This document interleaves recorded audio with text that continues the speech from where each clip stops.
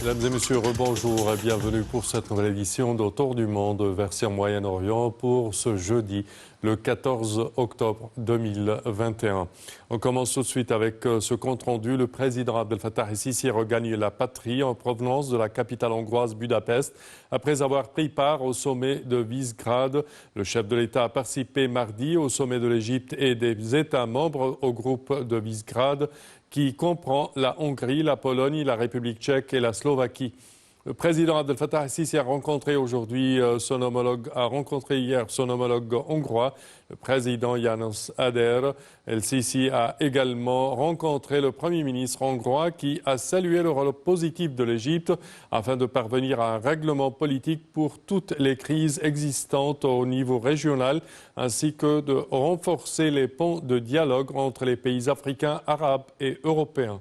Et pour plus de détails, voici un compte-rendu signé Salih Ahmed et Aishal. Le président Abdel Fattah el-Sisi a pris part au sommet de Visegrad. Au début des sessions, il a remercié la Hongrie d'avoir accueilli pour la deuxième fois consécutive le sommet de l'Égypte et des pays de Visegrad, le forum présidentiel auquel l'Égypte accorde une grande importance pour contribuer à améliorer la coordination et la coopération avec les pays membres de ce grand groupe européen. Les chefs d'État de Visegrad ont pour leur part exprimé leur souci d'écouter la vision de l'Égypte concernant la situation au Moyen-Orient, d'après le rôle vital joué pour la stabilité de la région, de l'Afrique du Nord, ainsi que la sécurité régionale en entier. Le président el-Sisi a évoqué les nombreux défis auxquels la région est confrontée et a souligné la nécessité de déployer tous les efforts pour mettre fin à ces crises afin de parvenir à la sécurité et à la stabilité. Il a également ajouté que le premier défi de la région et de l'Afrique est celui du terrorisme qui menace les capacités des pays et la sécurité de leur peuple. C'est un défi que l'Égypte a largement réussi à relever et contenir en adoptant une voie globale et intégrée. Parallèlement à la lutte contre le terrorisme, des vagues d'immigration clandestine se font sur des origines multiples, notamment la détérioration de l'économie et l'alimentation des conflits internes dans certains pays comme la Libye, la Syrie, l'Irak et le Yémen, par l'intervention de certains pays régionaux dans leurs affaires intérieures. Les dirigeants des pays du groupe de Visegrad ont affirmé leur grande appréciation pour les efforts du président el-Sisi d'avoir dirigé l'Égypte dans un cadre de politique équilibré, stable et modéré, qui se sont reflétés dans les grands succès comme la défaite du terrorisme et l'arrêt des vagues de l'immigration illégale, affirmant qu'ils vont déployer tous leurs efforts au sein de l'Union européenne afin de souligner le rôle égyptien à cet égard. Lors de la conférence de presse du sommet, le président el-Sisi a souligné que l'Égypte n'a pas laissé les réfugiés abandonner leur sort à la mer ou à l'inconnu, mais on les intègre dans la société égyptienne, ajoutant que l'Égypte cherche à progresser dans tous les domaines afin d'offrir une vie décente aux citoyens, signalant l'initiative Haya Karim, ou vie décente, qui vise à améliorer la vie de 60 millions de personnes dans la campagne égyptienne. Le président el-Sisi a rencontré son homologue hongrois au palais présidentiel de Budapest.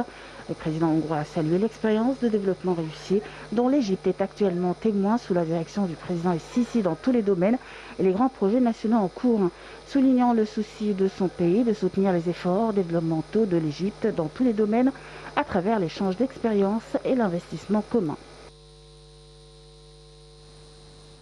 Et pour plus d'explications sur ce sujet, mesdames et messieurs, nous avons le plaisir d'accueillir au bout du fil Dr Raouf Ghafar, qui est analyste politique. Bonjour, Dr Raouf. Allô? Allô? Bonjour, Dr Raouf. Bonjour, Sam, comment vas-tu? Ça va, merci. Alors, on parle actuellement de cette visite du président Abdel Fattah el-Sisi, sa participation au sommet de Visegrad. Quelle est votre opinion sur cette visite et quels sont les grands pas entrepris au cours de cette visite et ce sommet englobant la Hongrie, la Pologne, la République tchèque et la Slovaquie? Ok. Vous voulez que... Allô? Allô? Allô? Oui. Oui, je suis en direct. Oui, oui, allez-y. Ah bon. Premièrement, le fait que ce genre de groupement invite notre président à assister, c'est déjà quelque chose. Ça veut dire que pour l'Égypte, c'est un partenaire important. Et puis, il y a beaucoup de facteurs.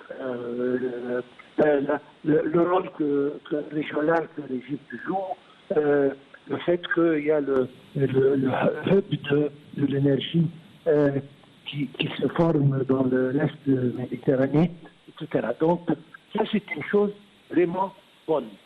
Et c'est la seconde fois que notre président participe.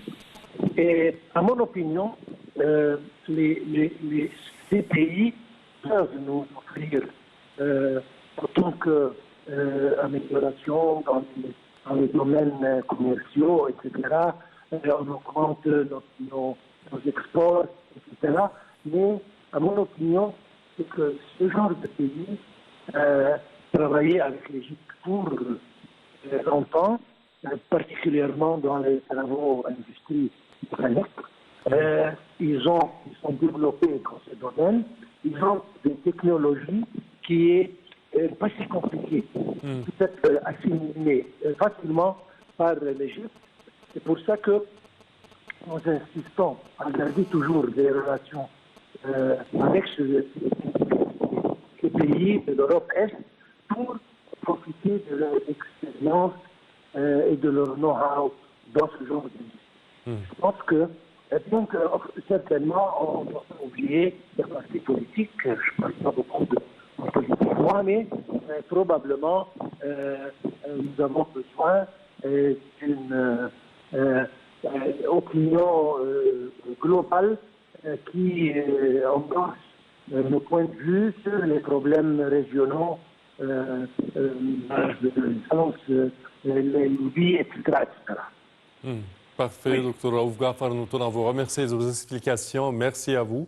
Et nous enchaînons, chers téléspectateurs, avec cette information. Le président Abdel Fattah el-Sisi a effectué un appel téléphonique à son homologue tunisien. Le président Abdel Fattah el-Sisi a effectué hier un appel téléphonique à son homologue tunisien, le président Kais Saïd, pour le féliciter dans la formation du nouveau gouvernement et sa prestation de serment constitutionnel, tout en affirmant le soutien de l'Égypte à toutes les mesures qui rétablissent la stabilité en Tunisie et la fierté des liens fraternels, étroits et historiques qui unissent les deux pays en tant que gouvernement et peuple.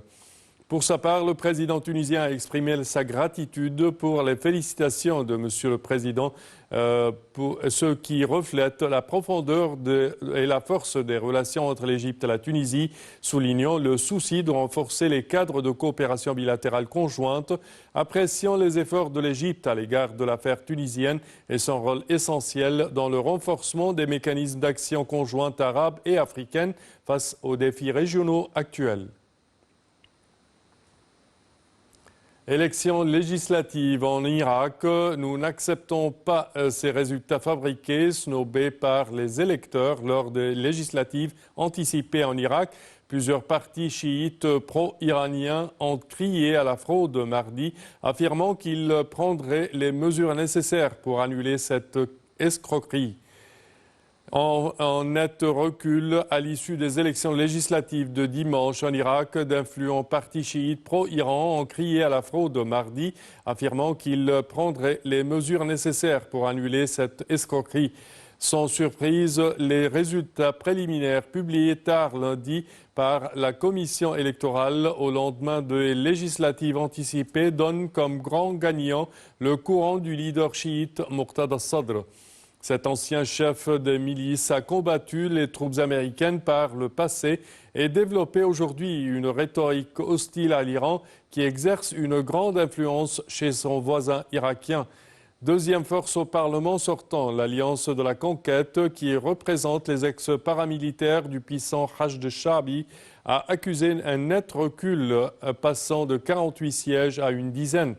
Plus tard, un haut responsable de l'Alliance, Ahmad Assadi, a appelé la commission électorale à présenter toutes les preuves qui démontrent que des votes n'ont pas été entravés.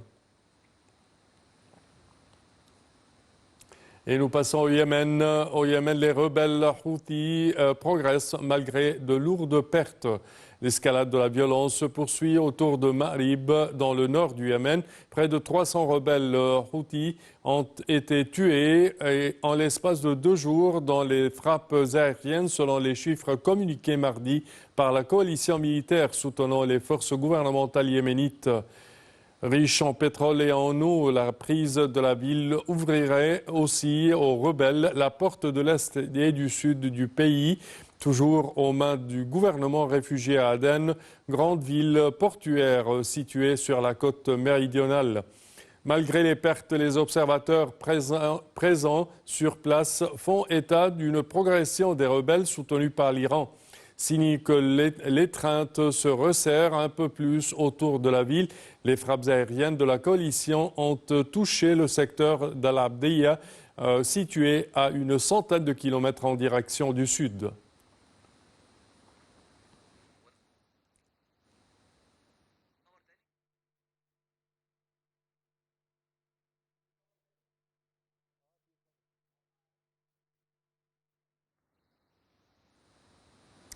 Et le négociateur de l'Union européenne en visite à Téhéran pour relancer les négociations sur le nucléaire. Le négociateur de l'Union européenne en charge des pourparlers avec l'Iran est attendu à Téhéran ce jeudi. L'objectif est de relancer l'accord sur le nucléaire iranien, d'après les diplomates du groupe E3, qui réunit la France, l'Allemagne et le Royaume-Uni, tous trois signataires de l'accord de 2015. Cette visite intervient à un moment critique. Après 6 sessions de discussions indirectes menées par l'Union européenne entre Washington et Téhéran pour Bruxelles, le temps est venu d'accélérer les retrouvailles à Vienne avec l'Iran. Ce jeudi, le diplomate européen Enrique Mora doit rencontrer le ministre des Affaires étrangères iranien Hossein Amir Abdullahian ainsi que la nouvelle équipe de négociateurs en place depuis le changement du gouvernement. Téhéran réclame notamment une levée des sanctions, mais durable, bref, un moyen d'éviter qu'elles puissent être rétablies comme ce fut le cas après le retrait américain du texte en 2018. L'Iran compte sur le soutien européen.